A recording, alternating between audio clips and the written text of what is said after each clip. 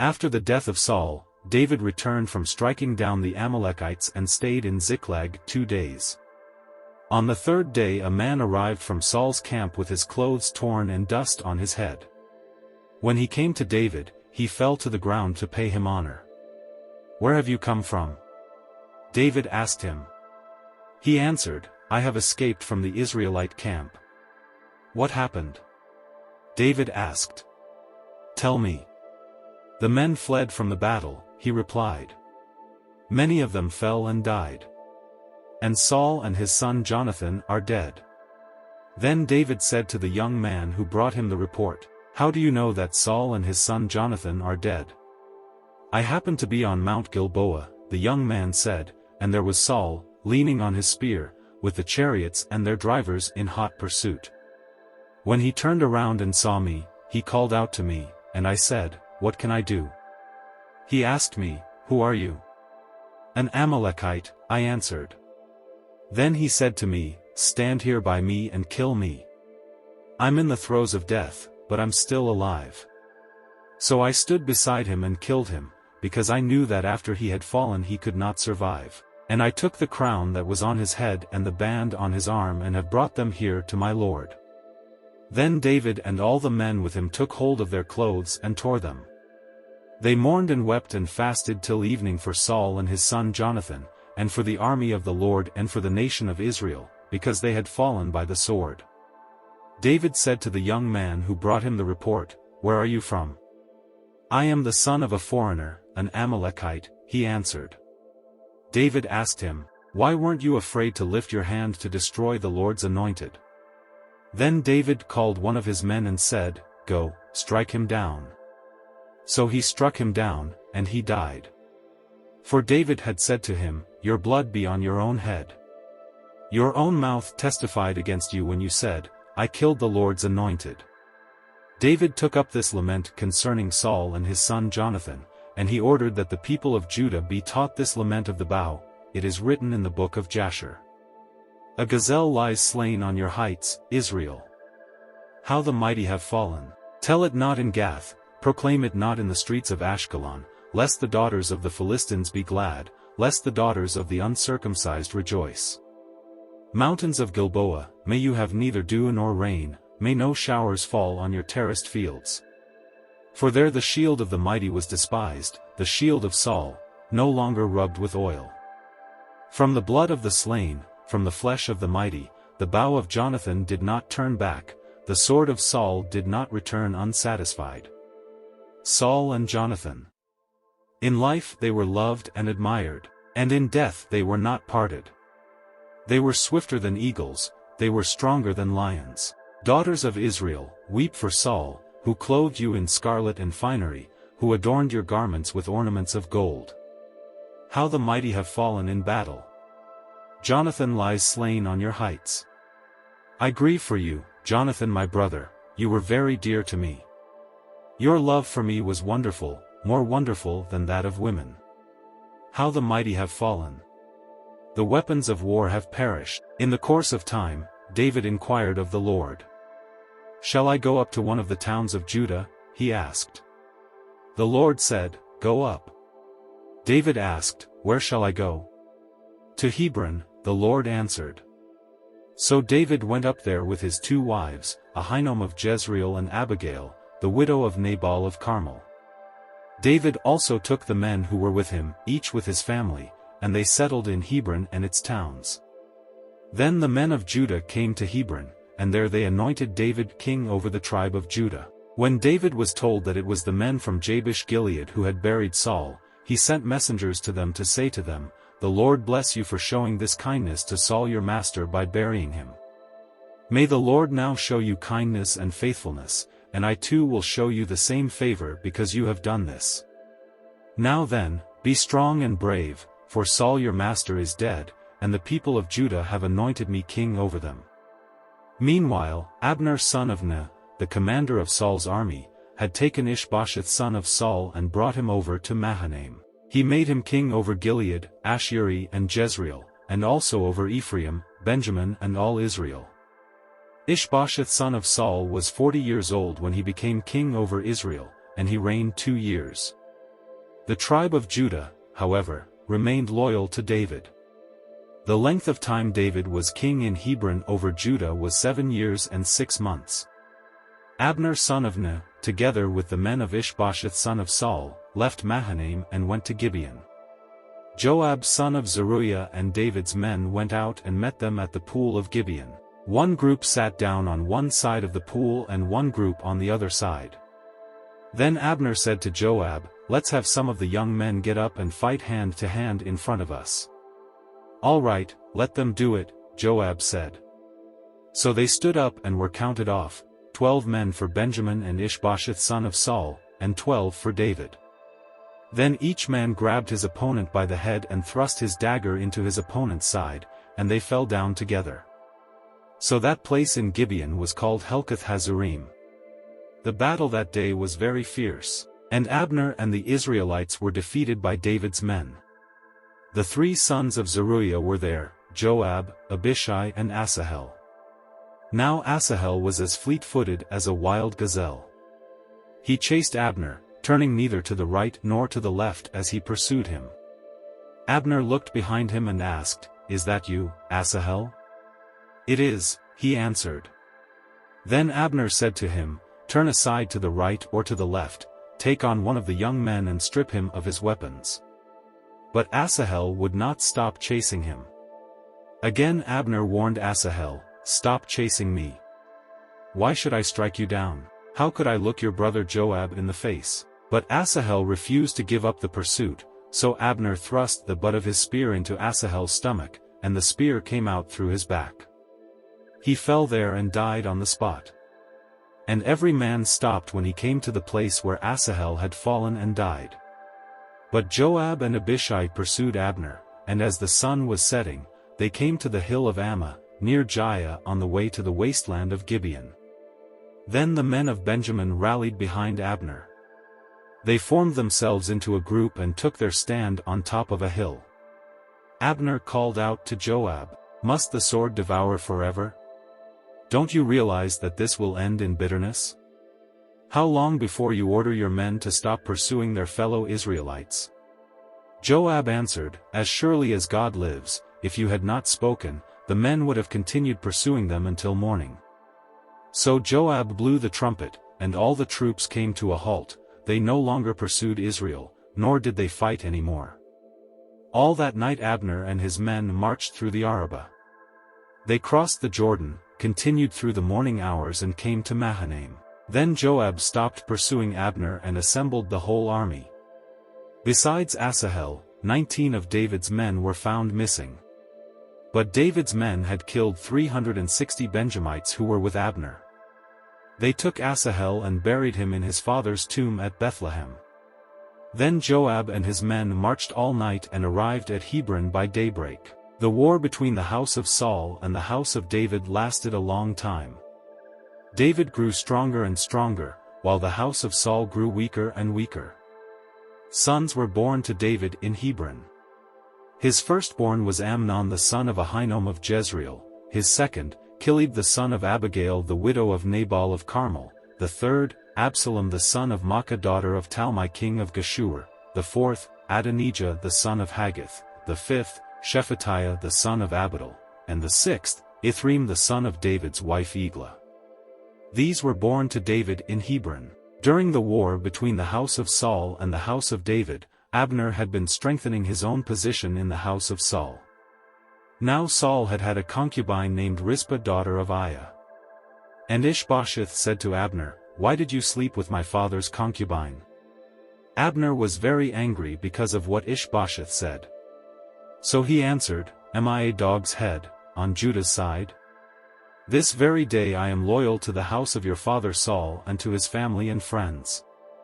I haven't handed you over to David. Yet now you accuse me of an offense involving this woman. May God deal with Abner, be it ever so severely, if I do not do for David what the Lord promised him on oath and transfer the kingdom from the house of Saul and establish David's throne over Israel and Judah from Dan to Beersheba." Ishbosheth did not dare to say another word to Abner, because he was afraid of him. Then Abner sent messengers on his behalf to say to David, "Whose land is it?" Make an agreement with me, and I will help you bring all Israel over to you." "Good," said David. "I will make an agreement with you.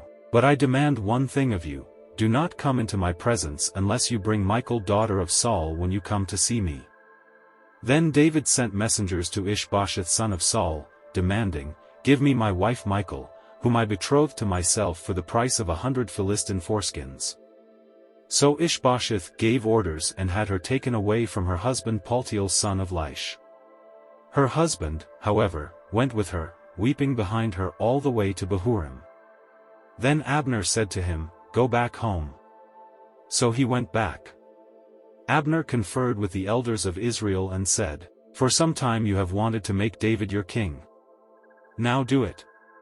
For the Lord promised David, 'By my servant David I will rescue my people Israel from the hand of the Philistines and from the hand of all their enemies.'" Abner also spoke to the Benjamites in person. Then he went to Hebron to tell David everything that Israel and the whole tribe of Benjamin wanted to do. When Abner, who had 20 men with him, came to David at Hebron, David prepared a feast for him and his men. Then Abner said to David, "Let me go at once and assemble all Israel for my lord the king, so that they may make a covenant with you, and that you may rule over all that your heart desires." So David sent Abner away, and he went in peace. Just then David's men and Joab returned from a raid and brought with them a great deal of plunder. But Abner was no longer with David in Hebron, because David had sent him away, and he had gone in peace. When Joab and all the soldiers with him arrived, he was told that Abner son of Ner had come to the king and that the king had sent him away and that he had gone in peace. So Joab went to the king and said, "What have you done? Look, Abner came to you. Why did you let him go? Now he is gone. You know Abner son of Ner. He came to deceive you and observe your movements and find out everything you are doing." Joab then left David and sent messengers after Abner, and they brought him back from the cistern at Sirah. But David did not know it. Now when Abner returned to Hebron, Joab took him aside into an inner chamber, as if to speak with him privately. And there, to avenge the blood of his brother Asahel, Joab stabbed him in the stomach, and he died. Later, when David heard about this, he said, "I and my kingdom are forever innocent before the Lord concerning the blood of Abner son of Ner. May his blood fall on the head of Joab and on his whole family. May Joab's family never be without someone who has a running sore or leprosy or who leans on a crutch or who falls by the sword or who lacks food." Joab and his brother Abishai murdered Abner because he had killed their brother Asahel in the battle at Gibeon. Then David said to Joab and all the people with him, "Tear your clothes and put on sackcloth and walk in mourning in front of Abner." King David himself walked behind the bier. They buried Abner in Hebron, and the king wept aloud at Abner's tomb. All the people wept also. The king sang this lament for Abner. "Should Abner have died as the lawless die? Your hands were not bound, your feet were not fettered. You fell as one falls before the wicked." And all the people wept over him again. Then they all came and urged David to eat something while it was still day, but David took an oath, saying, "May God deal with me, be it ever so severely, if I taste bread or anything else before the sun sets." All the people took note and were pleased. Indeed, everything the king did pleased them. So on that day all the people there and all Israel knew that the king had no part in the murder of Abner son of Ner. Then the king said to his men, "Do you not realize that a commander and a great man has fallen in Israel this day? And today, though I am the anointed king, I am weak, and these sons of Zeruiah are too strong for me. May the Lord repay the evildoer according to his evil deeds." When Ishbosheth son of Saul heard that Abner had died in Hebron, he lost courage, and all Israel became alarmed. Now Saul's son had 2 men who were leaders of raiding bands. One was named Baanah and the other Rechab. They were sons of Rimmon the Beerothite from the tribe of Benjamin. Beeroth is considered part of Benjamin, because the people of Beeroth fled to Gittaim and have resided there as foreigners to this day. Jonathan son of Saul had a son who was lame in both feet. He was 5 years old when the news about Saul and Jonathan came from Jezreel. His nurse picked him up and fled, but as she hurried to leave, he fell and became disabled. His name was Mephibosheth. Now Rechab and Baanah, the sons of Rimmon the Beerothite, set out for the house of Ishbosheth, and they arrived there in the heat of the day while he was taking his noonday rest. They went into the inner part of the house as if to get some wheat, and they stabbed him in the stomach. Then Rechab and his brother Baanah slipped away. They had gone into the house while he was lying on the bed in his bedroom. After they stabbed and killed him, they cut off his head. Taking it with them, they traveled all night by way of the Arabah. They brought the head of Ishbosheth to David at Hebron and said to the king, "Here is the head of Ishbosheth son of Saul, your enemy, who tried to kill you. This day the Lord has avenged my lord the king against Saul and his offspring." David answered Rechab and his brother Baanah, the sons of Rimmon the Beerothite, "As surely as the Lord lives, who has delivered me out of every trouble, when someone told me, 'Saul is dead,' and thought he was bringing good news, I seized him and put him to death in Ziklag. That was the reward I gave him for his news. How much more, when wicked men have killed an innocent man in his own house and on his own bed, should I not now demand his blood from your hand and rid the earth of you?" So David gave an order to his men, and they killed them. They cut off their hands and feet and hung the bodies by the pool in Hebron. But they took the head of Ishbosheth and buried it in Abner's tomb at Hebron. All the tribes of Israel came to David at Hebron and said, "We are your own flesh and blood. In the past, while Saul was king over us, you were the one who led Israel on their military campaigns. And the Lord said to you, 'You will shepherd my people Israel, and you will become their ruler.'" When all the elders of Israel had come to King David at Hebron, the king made a covenant with them at Hebron before the Lord, and they anointed David king over Israel.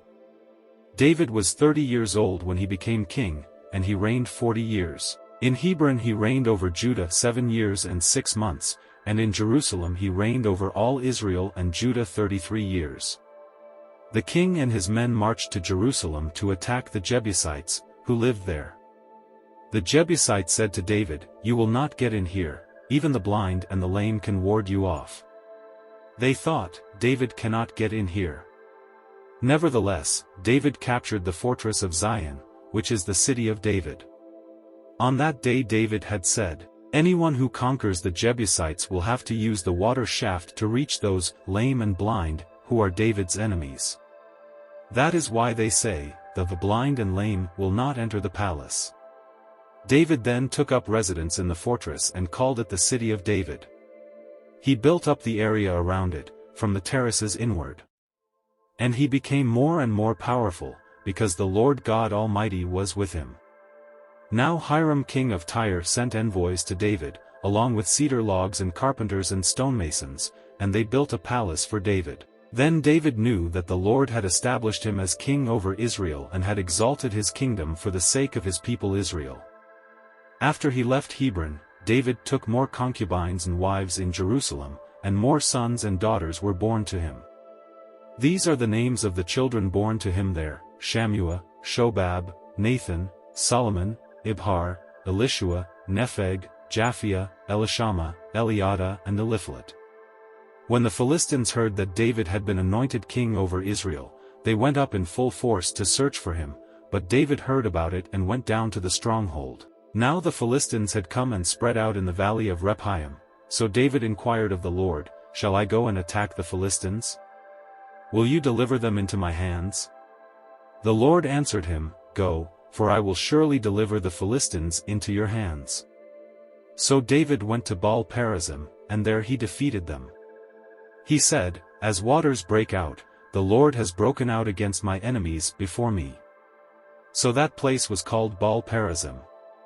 The Philistines abandoned their idols there, and David and his men carried them off. Once more the Philistines came up and spread out in the valley of Rephaim, so David inquired of the Lord, and he answered, "Do not go straight up, but circle around behind them and attack them in front of the poplar trees. As soon as you hear the sound of marching in the tops of the poplar trees, move quickly, because that will mean the Lord has gone out in front of you to strike the Philistine army." So David did as the Lord commanded him, and he struck down the Philistines all the way from Gibeon to Gezer.